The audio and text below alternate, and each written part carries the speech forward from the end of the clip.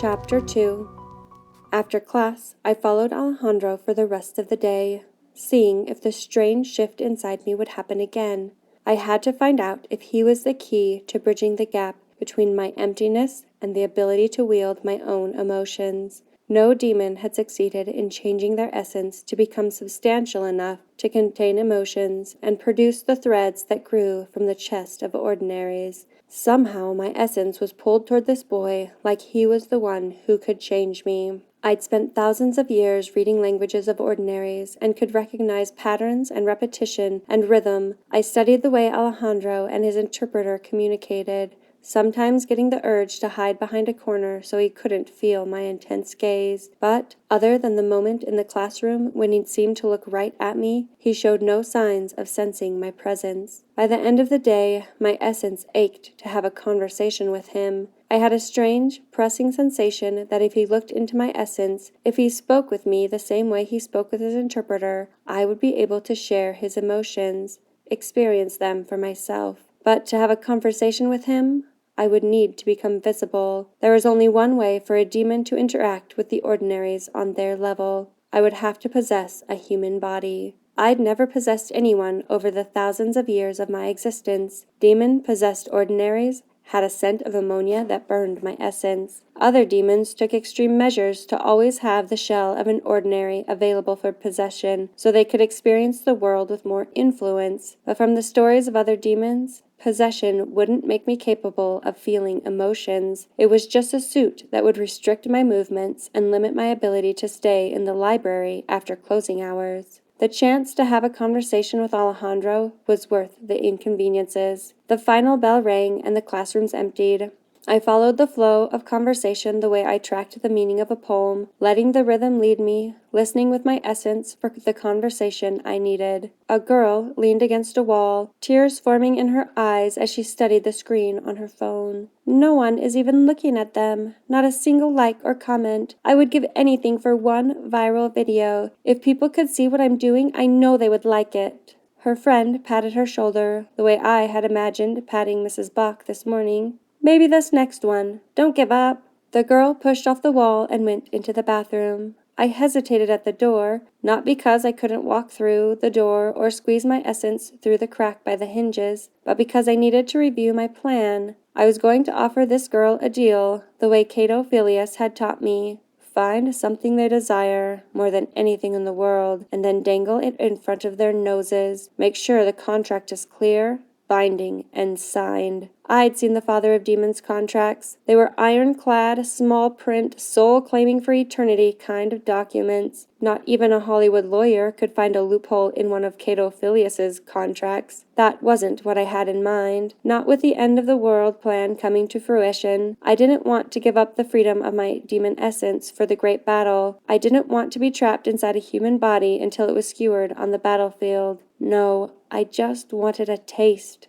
An experiment, and if I failed, I'd decide how to join the demon forces before the end. I gathered my essence around me, making sure no other students were about to enter the bathroom, and pushed through the door. There were a few different strategies to approaching a human with a contract. I'd been taught to use fear. Fear was a red strand of emotion that snapped out of an ordinary like a broken rubber band. A red strand of fear often got twisted around the human soul, causing permanent anxiety, like the pressure of an elephant sitting on their chest. I'd seen ordinaries struggle to draw breath when nothing was wrong except the physical manifestation of their own emotions squeezing them dry. I made the lights flicker and the girl whirled away from the mirror, the red strand of fear growing more slowly than I expected. I checked her essence for an identity. Jackie Baxter. 17, raised by a traditional couple with 7 children. Jackie was 6th in the lineup and suffered from an inferiority complex. She wanted to be noticed and feel special. I cast a shadow on the wall, letting a single light flicker enough to make the shadow twist and writhe. Who's there? What do you want? Jackie's hands were shaking, but she held her phone up with both hands, wielding the camera like a weapon. Good. The next step was to play off their desires, offering them the riches of the world in exchange for their soul. It was all very cliché, but modern ordinaries' motivations hadn't evolved much over the evolution of the species. I made the words appear on her phone. Look in the mirror. Jackie turned back around, hands shaking, phone still held high. When she saw herself, she leaned forward and wiped the smeared mascara from beneath her eyes. I climbed onto her shoulder and twisted my essence through her hair, around her neck, and trickled into her ears. I adjusted the view she saw in the mirror. I showed her what she wanted to see. Likes, follows, comments, a viral video that would make her profile top the algorithm for weeks. Jackie's tears dried. Her hands stopped shaking. The strand of fear rolled itself back into her chest. "What do you want?" I whispered the terms of the contract into her mind, waited while she filmed her own reaction in the mirror. "Show me again," Jackie said. I let her view rise to the frame again, showing her the parts that she craved the most, and then I made the contract appear on her phone. The terms were simple. I, Jackie Baxter, recipient, relinquish the use of my physical body to a demon essence for 3 days. In exchange, the recipient's next social media post will receive over 1 million views. Recipient will have no memory of the time of possession and will be responsible for all consequences, parking tickets, and missing assignments accrued over the time of possession. Recipient's signature. Jackie Baxter took a deep breath.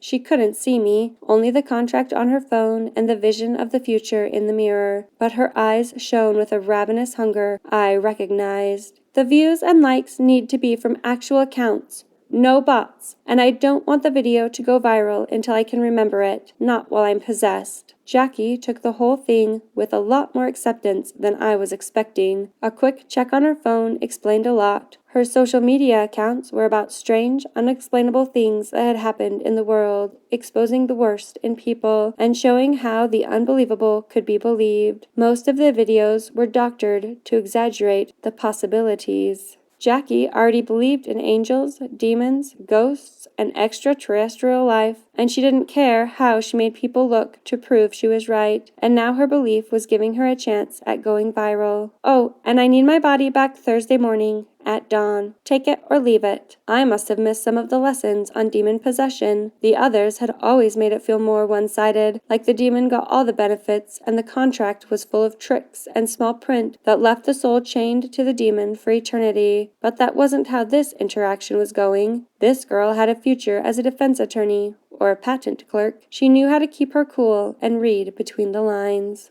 I shifted my essence and rewrote the contract in front of Jackie's eyes. I included the guarantee of no bot accounts and the date of the viral video not to occur until the possession was complete. I hesitated before I changed the date. Thursday morning at dawn. Today was Tuesday, 3:15 p.m., a little under 40 hours to try and figure out my connection to Alejandro and change myself enough to contain emotion. I would be missed at the gathering by then for sure, but at least I would have my chance before the end. Jackie stood there with her phone up, her head tilted to the side. She wasn't about to budge on her requests. I updated the contract to include possession to last 40 hours, or until dawn on September 4th. She lifted her finger with only a slight tremor, the fear thread back, thin and weak. She raised one eyebrow at herself in the mirror. "That's it? An e-signature? No blood?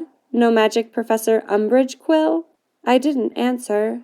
Not only because I would sound like crackling static and howling winds, but because Jackie was already tracing her finger along the screen. Contracts hadn't been signed in blood since the price of ink dropped in 1157 AD, but rumors persisted. Now there was no need to even use ink. No one could beat an online signature. It was less messy, easy to file, and binding across all planes of existence. As soon as Jackie hit accept, she dropped her phone in the dry sink and leaned on the edges for support. I felt the sucking sensation grab my essence and pull me into Jackie's body through her eardrums. The sound of my essence grating across the vestibular nerve wasn't unlike the sound of someone learning to play the violin. Then I was standing, feet firm against the floor, palms pressed against the sink, eyes glued to the face in the mirror. Not my own face, but the face of Jackie Baxter, soon to be overnight viral sensation, but only after I had my conversation